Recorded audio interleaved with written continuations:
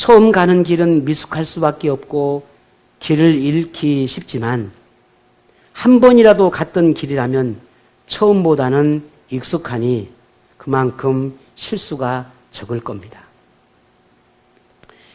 만일 인생에서 2번의 기회가 주어진다면 어떨까? 그러면 조금이라도 더 잘 살아내지 않을까? 그런 생각들을 해봅니다. 하지만 한 번도 같은 인생을 살아보지 못했으니 우리가 살아가는 이 삶은 매일 새롭고 일주일 혹은 한 달, 혹은 1년, 그 뒤는커녕 내일도 우리가 알지 못하는 것이 우리의 인생입니다. 우리가 살아가는 모든 삶을 내일을 예측할 수 있고 잠시 후에 내 삶을 예측할 수 있다면 얼마나 좋을까라고 생각할 수 있겠지만 그러나 그렇지 않다는 거죠. 그럴 수 없다는 거죠. 그런데 지금 이 순간이 내 삶에 얼마나 귀한지를 우리는 알아야 합니다. 내가 지금 호흡하고 있는, 내가 숨쉬고 있는, 내가 심장이 이렇게 뛰고 있는 이 순간이 얼마나 귀하다라고 하는 걸 우리는 알아야 합니다. 한 번도 가보지 않는 인생, 누구라도 같은 인생을 살아보지 못했으니 그 길이 미숙하고 실수가 많을 수밖에 없습니다. 그렇다고 평생 실수와 허물만을 쌓아가며 살아가야 하는가 하는 거예요. 조금 더 나은 인생을 살 수는 없는 건가? 좀 더 가치 있고 품위 있는 인생을 살 수는 없는 건가? 이제라도, 내 인생에 이제라도 좀 내가 바뀐 인생을 살고 싶은데 정말 그런 방법은 없을까? 있습니다.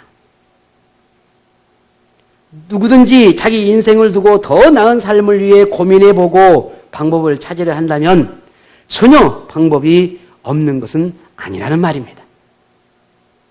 문제는 우리가 그런 고민을 하지 않는다는 거지요. 왜 그럴까요? 단지 내일에 대한 걱정뿐입니다. 내가 내일에 대한 걱정이 된 만큼 내가 어떻게 지금의 삶을 살아낼 것인가를 고민하기보다는 그저 내일을 두고 고민할 뿐, 염려하고 걱정할 뿐, 오늘 내가 어떻게 살아야 되는지는 관심이 없다는 거예요. 신앙인이든 비신앙인이든 살아가는 상황이나 환경은 크게 다르지 않습니다. 다 똑같아요. 여러분 직장에 가면은 믿음의 사람도 있지만 믿지 않는 사람도 있잖아요. 부딪히고 싸우고 다투고 분쟁하고 원수 맺고 다 똑같아요. 크게 다른 게 없어요. 염려하고 걱정하고 가정 걱정, 자녀 걱정, 뭐 직장 걱정, 사업 걱정, 건강 걱정 온통 걱정 가지고 살아가거든요. 어떻게 하면 더 돈을 모을 수 있을까? 어떻게 하면 노후에 뭔가 좀 더 편안할 수 있을까? 어떻게 하면 뭐 좀 더 투자할 수 있을까? 온통 인생 사는 것 다 똑같아요. 그런데도 우리 그리스도인에게는 다른 것이 있는데 그것이 뭘까라는 거예요. 그것은 인생의 목적을 알고 있다는 거예요. 우리 그리스도인은 내가 살아가는 삶의 내 인생의 목적이 무엇인지를 알고 있어요. 내가 살아가는 인생의 삶의 방향을 알고 있어요. 그리고 내가 어떻게 살아야 되는지 그 삶의 방법을 우리가 알고 있다는 거예요. 이 모든 해답을 찾는 것이 어렵지 않은 것은 하나님이 가르쳐 주신 방법이 있기 때문에 그렇습니다. 그 모든 정보가 어디에 있습니까? 성경 속에 담겨 있습니다. 성경의 모든 기록은 인생을 바르게 살도록, 실수를 줄이며 살도록, 인생의 궁극적인 목적지가 어디고 어떻게 살아야 하며 그곳에 어떻게 도달할 수 있을지를 가르쳐 주고 있습니다. 오늘 본문의 이야기도 이런 오늘 우리의 고민과 우리의 삶에 대해서 가장 적절하고 가장 필요한 교훈을 주고 있습니다. 오늘 본문을 볼까요? 자, 드디어 이집트에서 나온 지 43년여 만에 하나님이 약속한 가나안이 바라보는 요단강 앞에 모였습니다. 여호수아는 이스라엘 백성들을 요단강 앞에 모아두고 사흘을 밤낮을 보내게 되고 그 후에 백성들에게 요단강을 건너가겠다 이제 준비해라 라고 말을 합니다. 그런데 여기 요단강 앞에 모인 사람이 수가 1, 2천 명이 아닙니다. 1, 2만 명도 아닙니다. 어림자와 200만이 넘습니다. 그 수가 어마어마합니다. 그 엄청난 많은 사람들이 이스라엘 백성이 어떻게 자 출발 똥 하면 동시에 갈 수 있겠어요? 지금처럼 무슨 확성기가 있거나 아니면 특별한 뭔가가 있어서 여기 똥 하면 그냥 다 모든 사람이 다 듣고 한꺼번에 출발하겠지만 그 당시에 그게 가능했겠냐는 거예요. 쉽지 않아요. 그래서 여호수아는 이 이스라엘 백성이 요단강을 건너기 위해서 출발할 수 있는 그 신호를 가르쳐 줍니다. 이때 출발하라는 거예요. 어느 때? 오늘 본문을 볼까요? 3절입니다. 우리 같이 한번 읽어보겠습니다. 백성에게 명령하여 이르되 너희는 레위 사람 제사장들이 너희 하나님 여호와의 언약궤에 매는 것을 보거든 너희가 있는 곳을 떠나 그 뒤를 따르라. 아멘. 이스라엘 백성들이 이제 요단강을 건너게 될 건데, 자, 지금 출발이라고 하는 그 신호가 제사장들이 모두 어깨에 언약궤를 메고 일어나서 출발을 하게 되면 그때 너희들도 함께 이곳을 출발하게 되면 된다라고 하는 그 신호를 가르쳐 주었습니다.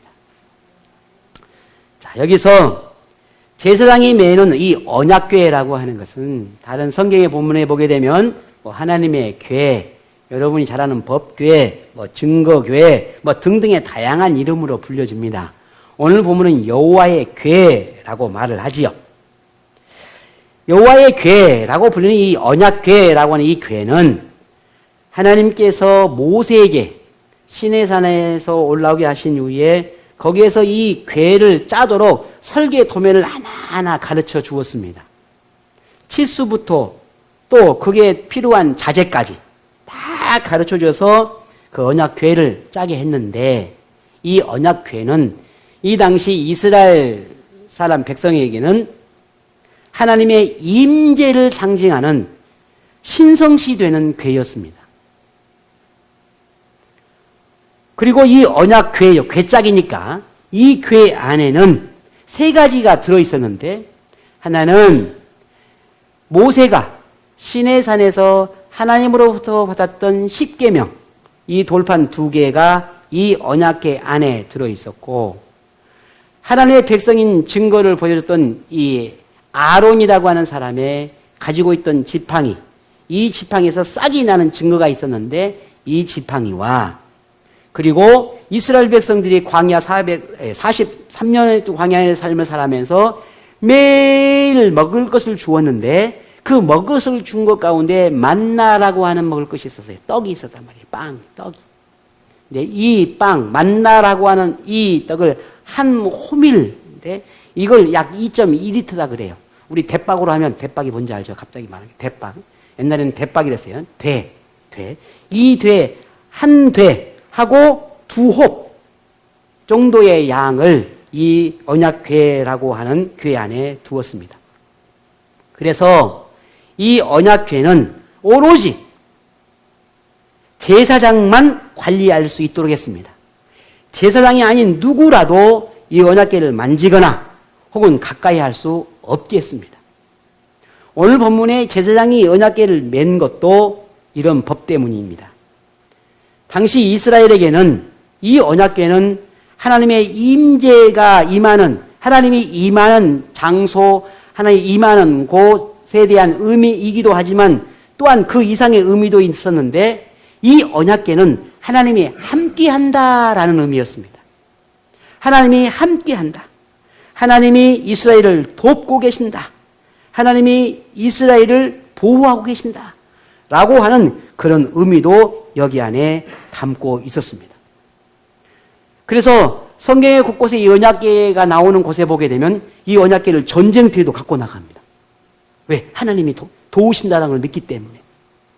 그만큼 이스라엘은 이 언약궤가 매우 중요한 그러한 상징적인 그런 하나님의 궤였습니다.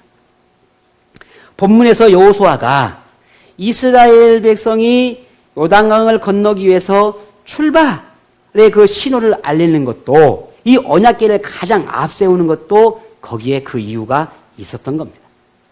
자, 그러면 그렇게 생각해 보면 오늘날 이 언약궤의 의미가 매우 중요하다는 것을 우리는 알게 되는데, 그렇다고 지금 현재 이 언약궤가 있느냐? 존재하지 않습니다, 지금은.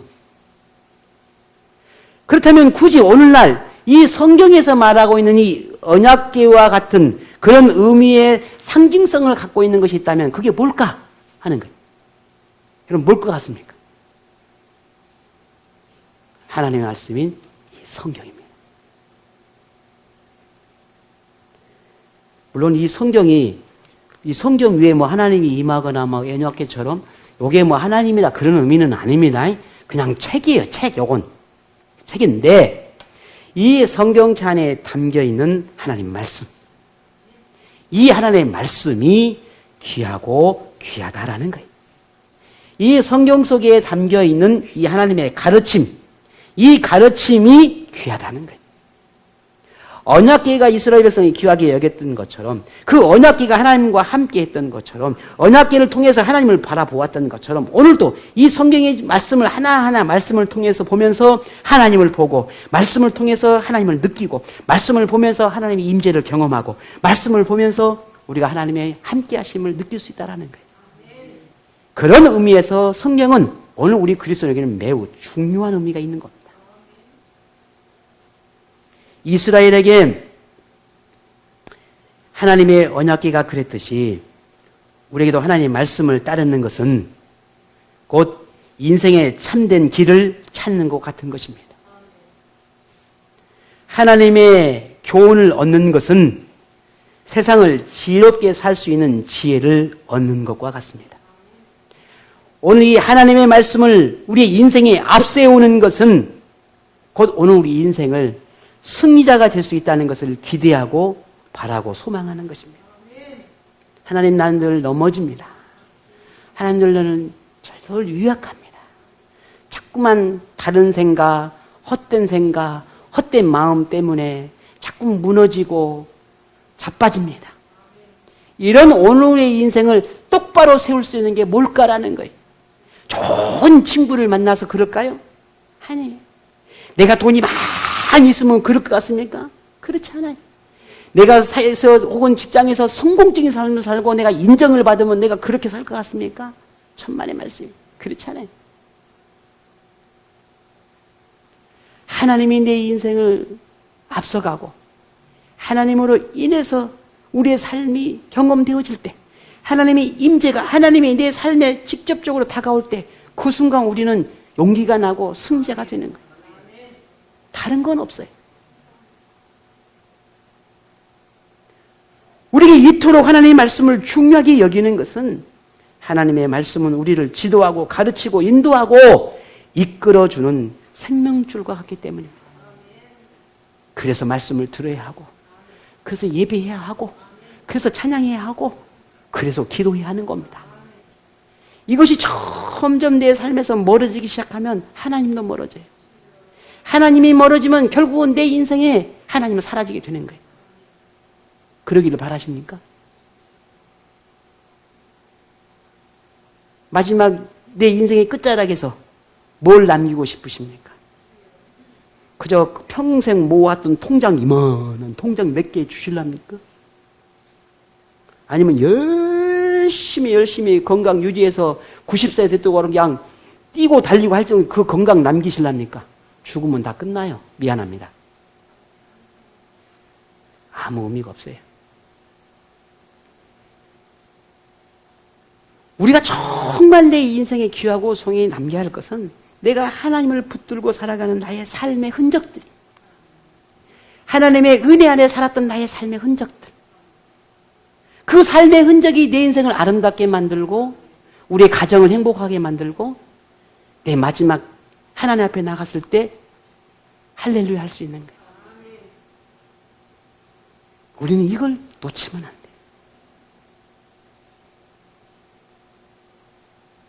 그래서 우리는 생명줄인 이 하나님의 말씀을 대하고 배우고 듣고 또 듣고 또 듣고 어제 들어도 오늘 들어야 하는 건 이유가 바로 거기에 있는 겁니다. 그래서 우리의 생각이나 가치관이나 이념이나 그 어떤 것도 무엇도 성경보다 앞설 수 없고 성경보다 나를 더 위에 둘 수가 없습니다.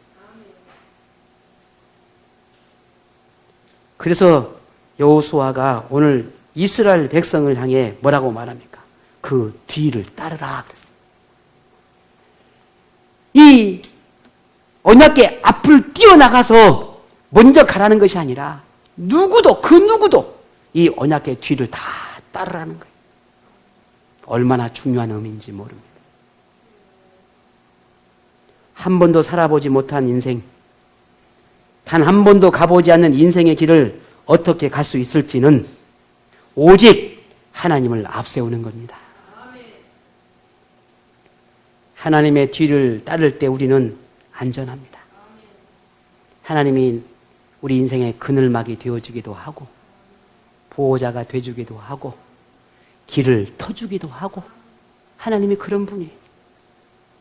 저는 최근에 그런 경험들을 통해서 더더욱 그렇지만 정말 하나님이 우리의 보호자가 되고 인도자가 된다라고 하는 건 이건 정말 어떻게 부인할래야 부인할 수가 없어요.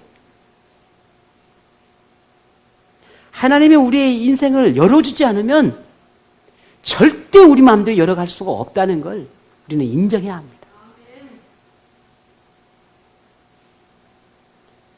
우리가 인생을 안전하다 라고 말할 때 그 안전한 인생이 무슨 만사형통이나 아니면 순탄하거나 인생의 모든 문제가 그 어떤 문제도 만나지 않는 것이 그것이 안전하고 그것이 행복하고 그것이 즐거운 인생인가? 절대 아닙니다. 그렇지 않습니다. 그런 인생이 좋은 인생이라고 말할 수는 없는 겁니다. 그런 인생이 행복하다고 말할 수는 없는 겁니다. 물론 우리가 바라는 것은 그렇죠. 그러면 얼마나 좋겠어요. 저도 너무 좋아요. 그걸 너무너무 원하고 바랍니다. 아무 문제 없이 그저 순풍에 돌 따듯이 편안하게 가는 인생이면 이걸 꿈꾸지 않는 사람은요, 저는 그렇지 않습니다. 그건 거짓말이에요. 누구나 다 그런 인생을 꿈꿉니다. 근데 왜 만나냔 말이에요. 왜 폭풍을 만나고 왜 험난한 산을 넘어야 하고 왜 가시밭을 만나게 되었냐는 거예요. 무엇 때문일까? 우리는 예수 믿으면 이게 만나지 않아야 하는 건가? 날마다 승승장구하고 그저 기도하면 턱턱 하나님 응답해주고 내 자식들 양 순탄하게 길을 가고 내 모든 직장이나 삶이 그냥 날마다 성공적인 삶을 살아가고 그래야만 그것이 순탄하고 행복한 인생이냔 말이에요. 그렇지 않다는 겁니다. 그런 인생이야말로 하나님이 진짜 하나님이 함께하는 거고 그렇지 않으면 하나님이 함께하지 않는 것이냐라는 거예요. 그렇지 않다는 말이에요. 하나님을 따르는 인생이라고 하는 것은 문제가 없는 인생이 아니라 문제를 만났을 때 그 문제 앞에서 내가 승리자의 위치에 설 수 있는가가 이래요. 내가 그 문제를 해결하고 그 문제 앞에 내가 견뎌내고 그 문제를 내 인생을 포기하지 않고 절망 속에 있지 않고 도피하지 않느냐는 거예요. 그게 더 중요한 거예요. 이겨내는 사람, 견뎌내는 사람, 맞서는 사람이 정말 하나님을 따르는 인생입니다. 우리 그리스도인들 가운데도 조금만 아프고 조금만 피곤하고 조금만 지치면 너무 예배를 소홀해. 너무 기도하는 삶을 소홀히 합니다. 물론 나름의 이유가 있고 나름의 모든 게 있겠지만 그렇지 않아요. 정말 하나님을 따르는 삶을 살린다는 것은 때로는 견뎌내고 때로는 용기를 내고 때로는 하나님 앞에 더 붙들고 포기하지 않는 그런 우리의 믿음의 결단이 필요할 때가 참 많다라는 거예요. 혹 여러분 그런 우리의 마음에 갈등과 고민이 있다면 이제 용기를 내십시오. 용기 내셔야 합니다. 다시 눈을 크게 부릅뜨고 앞을 보십시오. 뭐가 보입니까? 하나님이 보이십니까? 우리는 하나님의 이끄심을 따라 살아가는 인생이 될 수 있습니다. 그렇다면 우리는 그런 삶을 위해 무엇을 해야 할까? 그저 가만히 있으면 하나님께서 나를 오래 들어가지고 여기 꽃밭에다가 딱 갖다 주시는 그럴까요? 와, 그러면 얼마나 좋겠어요. 하나님, 내가 지금 너무 지쳐서 힘들었으니 지금 나를 좀 어떻게 해주세요. 그래, 턱 들어서 그늘 밑에다가 툭 던져주고, 지금 너무 아프고 지치고 질병으로 때로는 내가 삶에 힘들고 고달프니 하나님 나를 어떻게 해주세요. 그래, 꽃길만 걸어라. 요즘 장미가 흐드러지게 폈던데 너는 장미길만 걸어라. 장미 지문어 죽고요. 그러면 또 하나님, 장미가 다 졌네요. 그럴 거예요, 그러면? 그래? 그럼 너를 또 어디, 너는 또 어디 요 꽃길로 가라. 그럼 그거 다 졌으면 또 어찌 거예요, 그러면? 우리 인생 꼭 그렇게 살으려고 하는 거예요. 얼마나 어리석은지 몰라요. 그럼 또 바뀌어, 그때 가서. 하나님, 이건 아니잖아요. 언제는 장미길을 주라며. 아니, 다 져버렸잖아요. 그래, 그러면 또 뭘 원하는데? 언제까지 그러고 살 거냐면, 우리 인생이. 그럴 수는 없잖아요. 그러면 우리는 어떻게 해야 될까? 방법을 찾아야 되지 않겠습니까?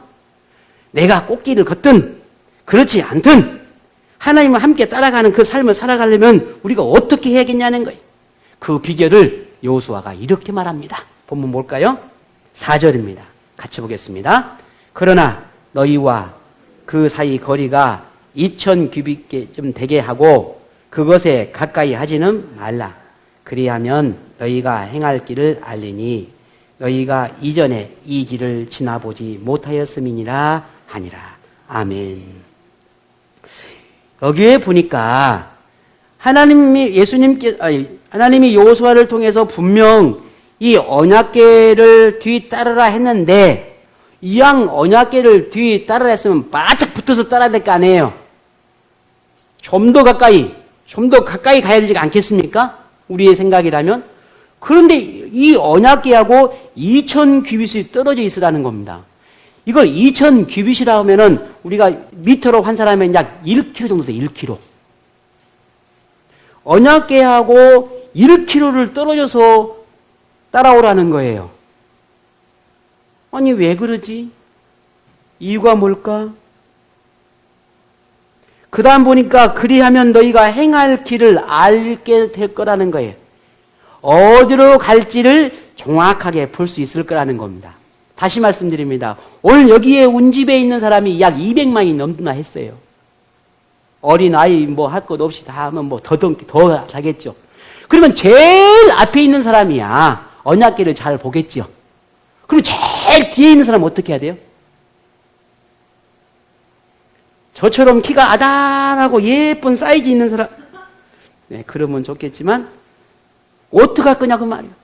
그 200만이 넘는 사람을 해치고 들어가서 어디가 어디인지, 아니면 그냥 뒤 쥐새끼 따라새끼 앞에 사람은 꽁지만 보고 따라갈 거예요? 오늘 하나님은 그걸 원하지 않아요. 200만이 넘는 모든 사람이 똑같이 언약궤를 보고 따라오기를 바라고 있는 겁니다. 이게 놀라운 거예요. 이게 하나님의 방법이에요. 우리 신앙생활을 앞사람이 가니까 그저 흉내내고 따라가고, 앞사람이 좋아하니까 나도 뭔지도 모르고 춤추고, 앞사람이 우니까 나도 뭔지 모르고 울고, 이런 신앙생활이 아니라 나도 하나님을 똑같이 보고, 이 사람도 하나님을 정확하게 보고, 저 사람도 하나님을 정확히 보고, 그래서 내 신앙을 가지고 따라가는 거예요. 그래서 바로 앞에 있으면 좋겠지만 모든 이스라엘 사람들이 언약궤를 똑같이 바라봐야 되기 때문에 좀 떨어져 있으라는 거예요. 모든 사람들이 다 볼 수 있도록 그 위치를 정해주는 겁니다. 불과 언약궤가 한 1m밖에 안 돼요. 길이가 한 1m, 높이가 한 60, 70cm밖에 안 된단 말이에요. 괴짝이에요. 그걸 어떻게 보냐고요. 여러분, 여기서 저기 죽도봉에 있는 언약궤 보입니까? 안 보여요, 안 보여요. 그런데 볼 수 있는 위치를 정해주는 거예요. 그만큼 떨어져서 너희들 바라보고 와라.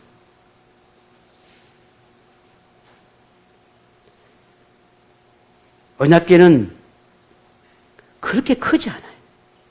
그런데 그걸 보고 따라온다는 것은 쉽지 않아요. 하나님을 따라 움직이는 생활을 한다는 것도 마음처럼 쉽지 않다는 거예요. 그러면 쉽지 않으니 어려우니 포기하고 그냥 내 느낌대로 지금 하면 되지 뭐. 그저 내 결심대로 내 마음 먹음대로 그때 하면 되는 거예요. 그게 신앙생활은 아니에요. 어렵고 힘든 것도 물론 있습니다.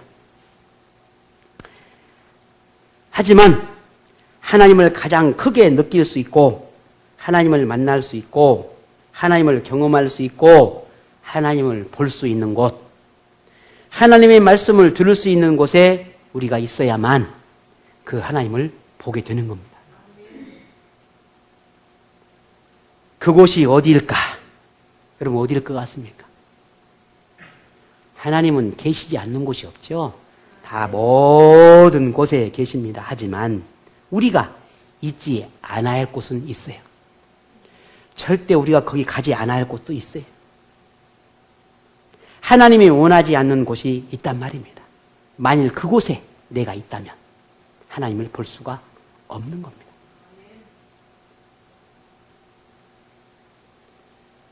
우리가 있지 않아야 할 곳, 내가 머물지 않아야 할 곳이 어딜까?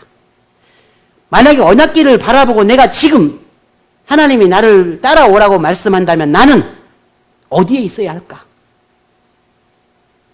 피곤하고 지쳤으니 바위 밑에 그늘에서 내가 쉬고 있는 게 옳은 건가? 아니면 지금 일어나 나를 따르라 할 때 힘든 몸을 이끌고 그래도 그 몸을 이끌고 하나님을 따라야 할까? 우리는 어떻게 해야 할까?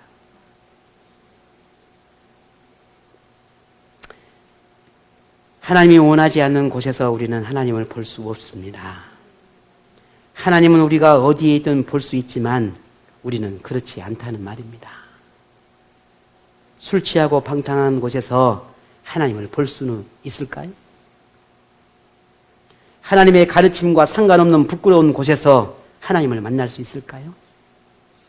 내 몸이 쉬고 내 영혼이 쉼을 얻기 위해 바위 틈 은밀한 곳에서 내가 쉬고 있는데 하나님을 볼 수 있을까요? 볼 수 없어요. 문득 생각이 하나 떠오른 게 있어서 잠깐 말씀을 드리는데, 제가 어렸을 때 언제가 여러분에게 그 말씀을 드렸을 거예요. 다리 이렇게 표현이 좀 그렇습니다. 지금은 이제 장애인이라 그러지만 그때는 안진뱅이라 했어요. 다리 이렇게 안진뱅이. 매 주일이 되면 그 인근의 마을에서 그 아주머니, 안진뱅이 아주머니가 그렇게 이렇게 지금 생각해보면 아침에 도대체 몇 시에 출발을 해야 교회를 나올까?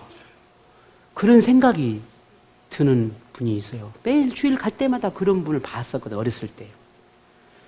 꽤 거리가 있습니다. 우리가 건강한 성인도, 장애가 없는 성인도 그 마을에서 교회를 오려고 그러면 그래도 한 30분은 와야 합니다. 30분은. 근데 이렇게 안진뱅이로 이렇게 걸어서 그 교회를 오려고 그러면 성인도서 30분 걸리는데 그분은 더 걸리잖아요. 1시간 이상은 걸어와야 한다고 생각이 돼요. 지금 생각해 보니까. 지금은 포장이 되고 도로나 좋지요. 그때는 다 비포장도로 했는데. 자갈밭이었잖아요. 그때는 그것이 그렇게 귀한지를 몰랐어요. 그분이 그런 믿음으로 산다는 걸 몰랐단 말이에요. 근데 시간이 흐르고 어느 정도 내 믿음이 들어오고 하나님을 알아가니까 그분이 그렇게 아름답게 보일 수가 없는 거예요. 나 같으면 그럴 수 있을까? 하나님, 지금은 힘들고 피곤하고 오늘은 왠지 가기 싫으니까 집에서 예배 드리랍니다. 그럴 수도 있잖아요. 근데 그분은 안 그러더라는 거예요. 비가 와도 우산을 쓰고 오고 눈이 와도 오는 거예요. 기가 막히지 않아요? 지금 생각해 보니까 얼마나 부끄러운지 몰라. 뭐만 조금만 하면 막 힘들다고 핑계대고. 하나님의 그 예배가 얼마나 귀한지, 하나님을 만나는 것이 얼마나 내 인생에 소중한지, 지금 이 순간 내가 하나님 만나지 않으면 내가 그 요단강을 건널 수 있는 기회가 내가 놓쳐버릴 수 있다라고 하는 그런 절박한 이 예배의 마음이 어쩌면 우리에게 없는지도 몰라요.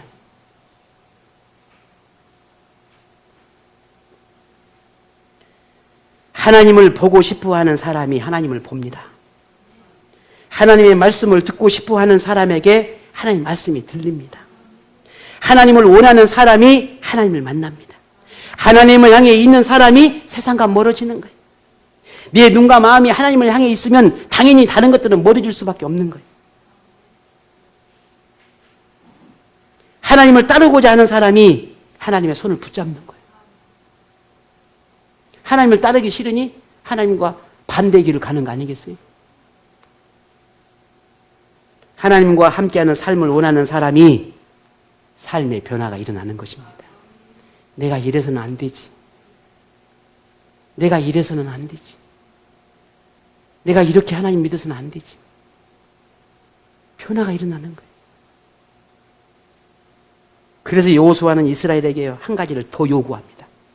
뭘 요구합니까? 5절에 함께 볼까요? 여호수아가 또 백성에게 이르되 너희는 자신을 성결하게 하라. 여호와께서 내일 너희 가운데에 기이한 일들을 행하시리라. 아멘. 이스라엘 백성의 마지막 한 가지 더 공고를 하는데 그것은 자신을 성결하게, 자신을 깨끗하게 하라 하는 거예요.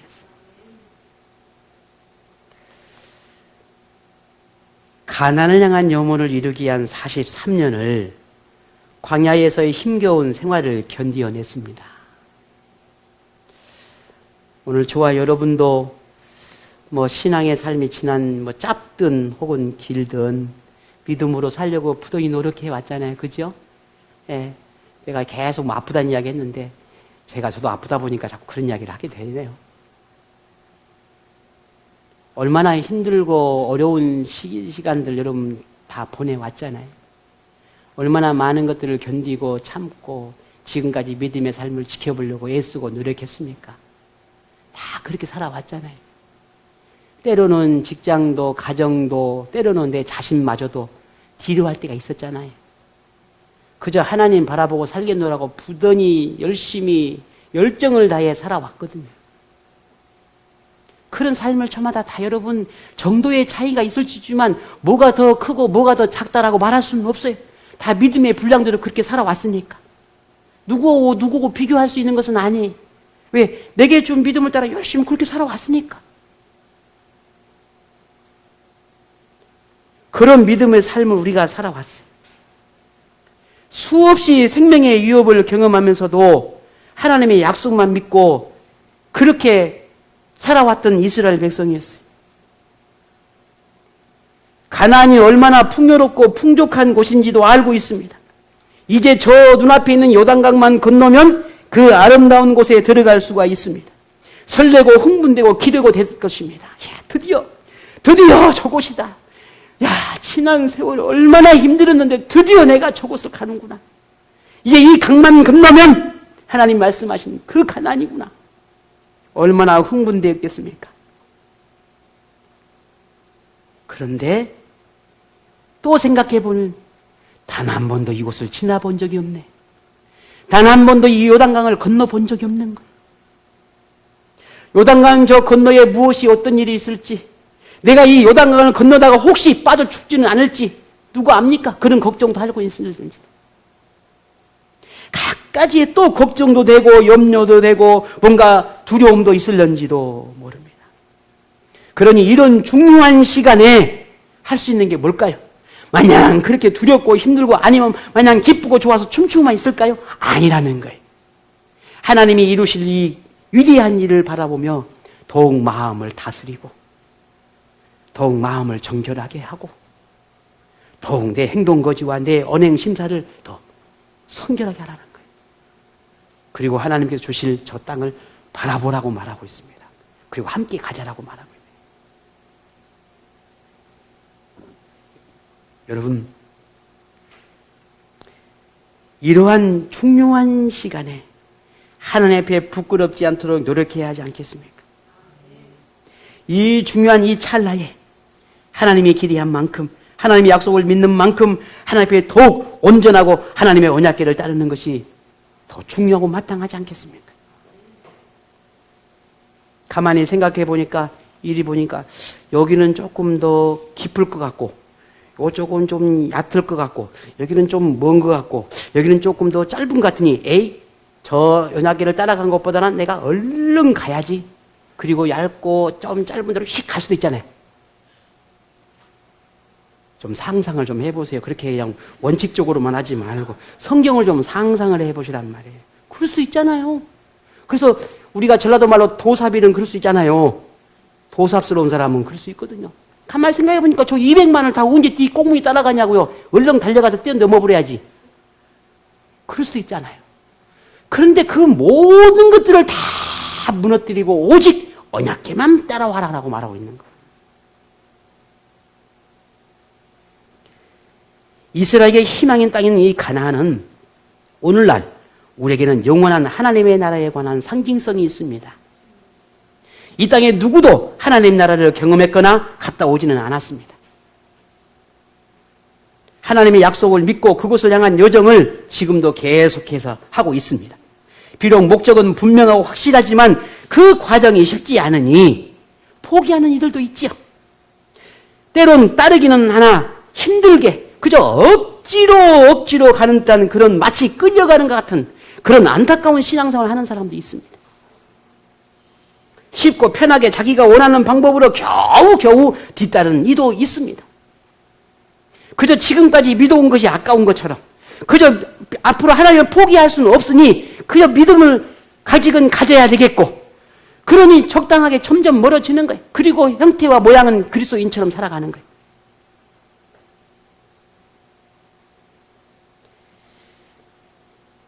오늘 우리가 하나님의 나라에 들어가는 것은 그렇게 쉽게 그렇게 편하게 가는 게 아닙니다.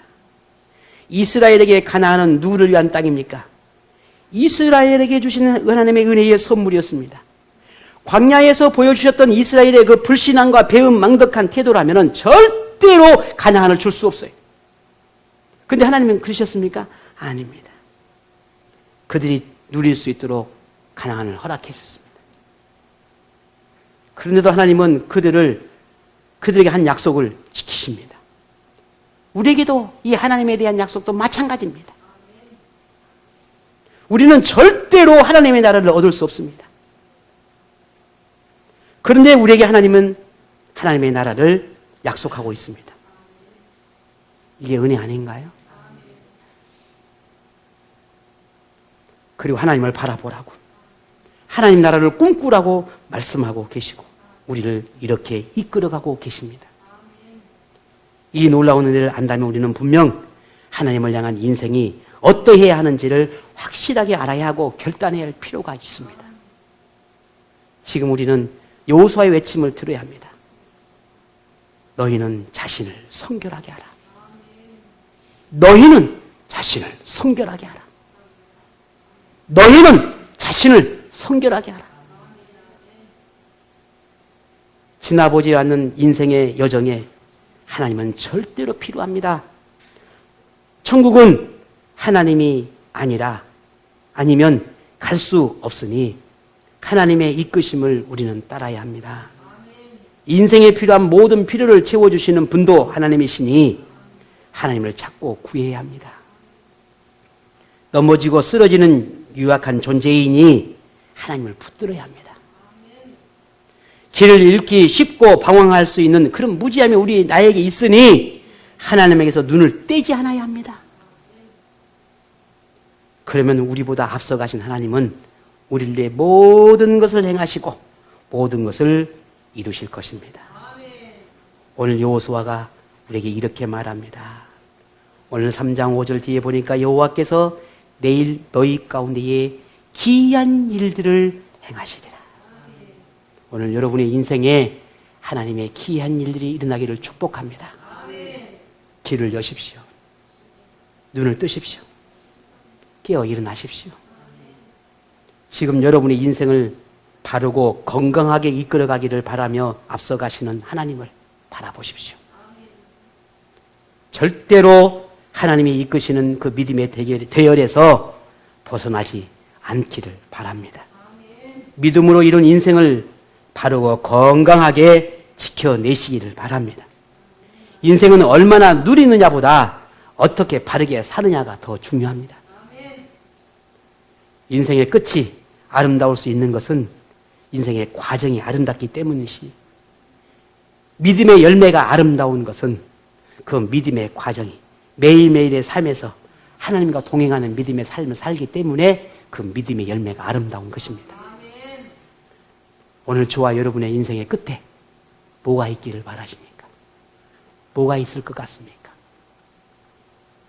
단 한 번도 살아보지 못한 인생이니 완전하고 완벽하신 하나님을 따르며 여러분의 삶 가운데 기쁨도 행복도 만족함도 얻는 복된 인생 되기를 바랍니다. 그런 모든 날이 승리하고 마지막 하나님 나라를 선물로 받아 누리는 그런 영광이 여러분 모두에게 임하기를 축복합니다.